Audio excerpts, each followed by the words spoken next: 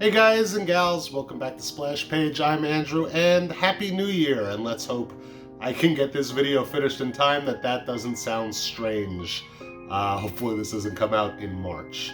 Uh, Welcome back. Before I get started, today's video we're going to talk about the Netflix television show Locke and Key Season 1, so spoilers for Season 1. And if you haven't already, please like the video, subscribe to the channel, it really helps us out. And let's get into it. So I just finished watching Locke and Key Season 1 for the second time. It was suggested to me by a friend, and I put it off for a long time because I didn't know what it was going to be. It didn't look like something I'd be interested in. I'll tell you this, it's not what I thought, a sequel to Key and Peele. It's definitely not a buddy detective show about a locksmith and his pet monkey Key who go around robbing banks and solving crimes. It's a young adult teen magic show. I thought it was going to be kind of like the CW shows when it was described to me, with dead parents and magic and alcoholism. Yeah, so I thought this was going to be like one of those CW shows with teenage kids having big problems and getting into big relationship fights and making out with each other. And yeah, sure, there's some of that there too. But it is a good show, and I'll tell you where the show got me first. I've been having terrible sleeping issues, so I started watching this maybe a week ago at around midnight. And about halfway through the first episode, I didn't know what was going on, and suddenly the little kid Bodhi whispers into the well, and his echo whispers back. And I'm not going to blame it on sleep deprivation or anything like that, but it definitely gave me chills and I was a little creeped out. And that's one of the great things you want in a TV show. You want in your villain is a creepy, manipulative, mysterious villain, and this show has it. So this show kind of starts off with a creepy Stephen King vibe. It's got the scary house out in rural Massachusetts, the kids moving to their new home after dealing with the death of their father, a pretty gruesome death that isn't just mentioned, it's shown a couple times in flashbacks. This show gets dark. The whole premise is that this kid breaks in, kills their father, and throughout the first few episodes, everybody's having flashbacks to this gruesome murder. We see Tyler, the oldest son, hears the hockey puck, thinks it's the gunshot. We see Kinsey. We see Kinsey try to shoot a low-budget horror film and get freaked out when the blood spurts all over her, and she has her own flashback. We see the mother, Nina, try to buy a hammer, and then she kind of has a flashback, sees blood on the hammer, and then she puts the hammer back. What did she not need that hammer? But anyway, she had her own flashbacks. And once we get through that, we start to get to the magic. Yeah, there's magic in the show, and it's heavily based off of a pun. Their last name is Locke. They find a bunch of keys that do magic stuff. We don't know why those keys exist. The closest I guess we come is one of their friends later on in the series suggesting that maybe they are descendants of witches and warlocks. And for some reason, I believe him, but we'll get to why in a little bit. It's one of those things where only kids can see magic, which is, you know, every kind of young adult magic story. That's Narnia, The Lion, the Witch, and the Wardrobe. You get to a certain age, you forget about magic. And that's Peter Pan, only the kids can fly and see Never Never Land. And only the kids do see magic, except Nina, their mother, when she gets drunk, all of a sudden remembers magic, which I don't know if that's the best message to put across, but I couldn't figure out what the age limit was for being a child is. That's one of the problems I have with a lot of these shows. Is it 14, 15, 16, 17? When you get your driver's license, you forget about magic. I don't know but apparently, at least in this show, it's when you turn off your mind, you can see magic. Because as soon as Nina gets mind-numbingly drunk, she remembers that magic exists and figures out one of the keys that is magic and learns how to fix things in her magic cupboard. And speaking of Nina, her whole storyline in this show, she's a terrible private investigator. She finds out some mysterious information from the dean of the 11th grade, Joe Ridgway, and instead of asking him about this tragedy, she goes to her friend Ellie and asks her about the tragedy, and Ellie doesn't say anything. But then she gets information from Ellie, and instead of asking Ellie, she goes to her brother-in-law Duncan and asks him about it, but he doesn't remember anything because he's an adult and he forgot all about magic. If she would just ask the people that brought up the topics, maybe she would get some answers faster, but that's not the case. So, but speaking of Duncan and his lack of memories of his childhood and his lack of memories of magic, we do have some answers here, and those answers lie in the many, many magical keys that come throughout this show. So I'll get to Duncan's key in a second, but let's flip through all the keys that exist in this magical world and see what they do. So first we have to talk about the Anywhere key, the first key that shows up in the show. This is when the youngest child, Bodhi, finds his creepy echo in the well, who turns out to be a lady who lives in the well, who turns out to be Ellie's teenage boyfriend, Lucas, who also turns out to be Kinsey's new boyfriend who just moved to town, Gabe.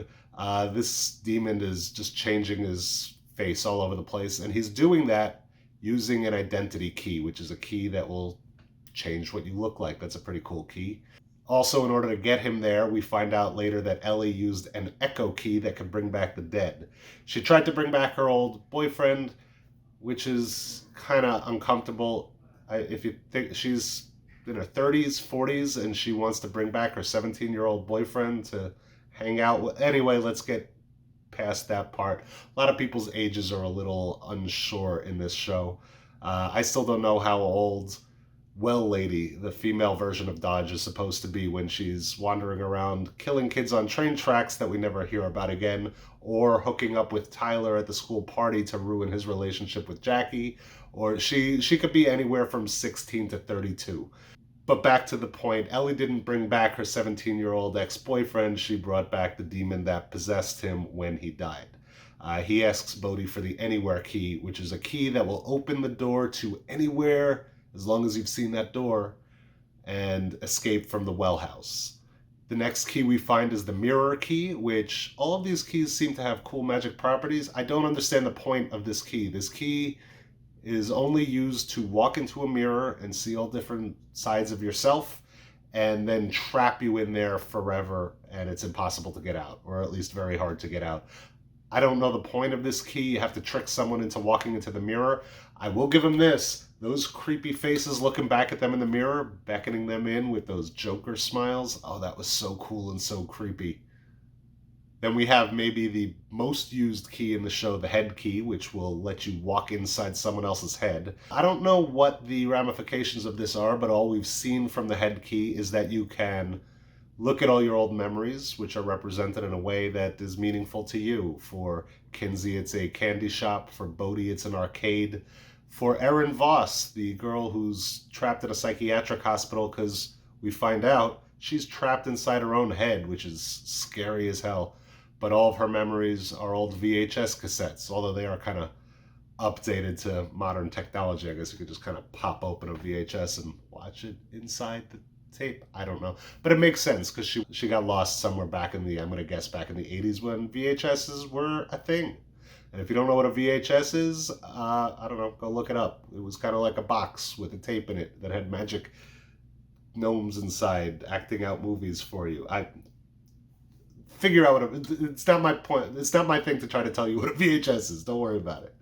So what is the point of this key? Apparently it's the entire representation of inside your head, but all it has is your memories, from as far as I could tell. And then there's a moment where Tyler throws a book inside his own head and learns everything from that book. So I guess it's a pretty powerful key. It'll help you look at memories or memorize history. So if you're not doing well in social studies, get yourself a head key and just start tossing libraries into your own head. That's 100%. As soon as I figured out he could do that, I couldn't have written the rest of this show. I would have just had them throwing different books inside their own heads to learn stuff. That's all I would be doing, is learning stuff with a key. That's my favorite key. The head key is my favorite key.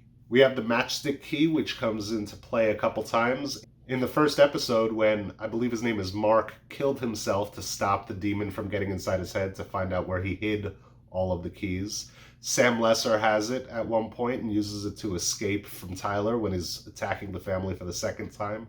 The demon Dodge has the key. She uses it to trap Bodhi in a circle of fire outside the key house to try to force him to hand over the keys that she wants. This key, all the other keys have cool magical properties. This key is only a weapon. We have the death key, which opens a door and you can become a ghost for a little bit, as long as they don't close that door on you. And Bodhi's used it twice, once to fly around and talk to his great-great-grandfather, Chamberlain Locke, and once to float around the house and see that Sam Lesser has snuck in again. And then, again, actually Sam ends up walking through that door by accident and is trapped outside of his body for a really bittersweet, melodramatic kind of death scene for him. And it looks in that moment as if he does choose to pass on, like we heard from Chamberlain Locke, that you can choose to pass on. And that was kind of a really nice, sad moment that I really enjoyed. Speaking of Sam, we have the music box key that makes you do anything. And that's the key that Kinsey and Gabe, who later turned out to be a demon, used to manipulate Eden into doing crazy things in the cafeteria. But to bring this back to Sam, why didn't you use that when Sam Lesser broke into your house? Just say into the box, hey Sam Lesser, drop the gun. Hey Sam Lesser, lay down on the floor while we call the cops. Fine, not... Yeah, it's a little bit of... They should have used that key on Sam and made him stop doing what he was doing. But instead they lied and tricked him and kind of fooled him into waiting long enough for Kinsey's fear to jump out of the woods and attack him. She used that head key to get rid of her fear, and it literally ran around the whole time saving her from things. So I guess that was a good move. We also have the flower key, which is the key whose sole purpose, I guess, was for Rendell and Ellie to hide Duncan's memories out in the woods. I don't know what the point of this key is. If they weren't using it to hide his memories, what is the point of this key? But that key opens up a portal in the ground next to a tree that they hid all of Duncan's memories in, and that's at least part of the reason why Duncan can't remember any of his childhood or anything that happened with his brother's friends. Other than that, I don't know what that key is for. We also have the cupboard key, I guess we'll call it. That's the one that Nina figures out when she's drunk. She figures out that you put something in there, you lock the cupboard, you unlock the cupboard, it's fixed, which led to a really sad alcoholic moment when she tried to put her late husband's urn into the cupboard and mistook her son wearing her father's coat for her late husband and smashed the urn on the floor. But upside, they found the Omega key, which is the next key we'll talk about, the Omega key, whose job is to open a door to hell. I guess that's, it's some kind of weird demon land made of shiny blue light and golden bullets that turn other people into demons. I guess those are little demons that try to get into you. And then the last key we'll talk about was the one sitting in the Locke family's junk drawer that Bodhi finds. The key that goes into the Crown of Shadows, which Lady Dodge used to attack the family. And then major spoilers, to trade out Ellie's body looking like herself with the dead demon. So that when the kids, in their Stand By Me moments, carry the body to the demon door and throw her in, they don't realize they're throwing in their mom's friend Ellie instead of Dodge. That's all the keys there are, and that's all there is to it. So what else is there to talk about this show? I really enjoyed this show, and I'm excited to get this video out there so that I can watch season 2 fresh and not have to think about season 1 anymore outside of the enjoyment I got out of it. A couple pointers. Dropped storyline, Joe Ridgway's boxing career. Why did he tell Tyler about? I want to know more about Joe Ridgway's boxing career and why he brought it up in the first place. And I want to see the newspaper article about the child that was thrown into the subway and landed on the tracks. But I guess that would have happened probably. It looked like a New York subway, and they're up in rural Massachusetts. So I guess we wouldn't hear about that. That's a spin-off show. We'll see the spin-off show where the detectives try to figure out the mystery of the child that was thrown through a door onto the subway tracks. Also, you have to be able to see you have to have seen the door that you throw someone through. She went to look at a New York subway door just to throw someone through it. Also, where are there subway doors like that? I'm on the subway all the time. There's no doors just in the middle of the hallway in the subway. I'll give it a pass. Deep breath. Deep breath. And then we have the second Stand By Me scene where Bodhi writes his letter to Rufus. And he kind of says, hey, I miss you, man. Here's what's going on here. Hope you're having fun out in Nebraska. Kind of gives Rufus, at least for now, an ending to his story. His mother's gone. He's living with his aunt and uncle, I believe it was, out in Nebraska.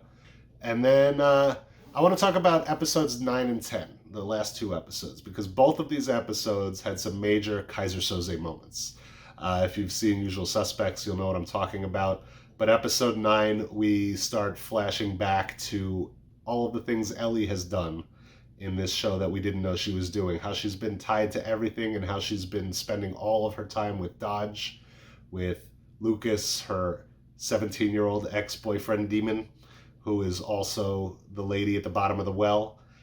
And we kind of get those moments of, oh my God, that's what happened. Although, to be honest, we all knew that she wasn't just sneaking around Locke House looking for her son's G.I. Joe doll.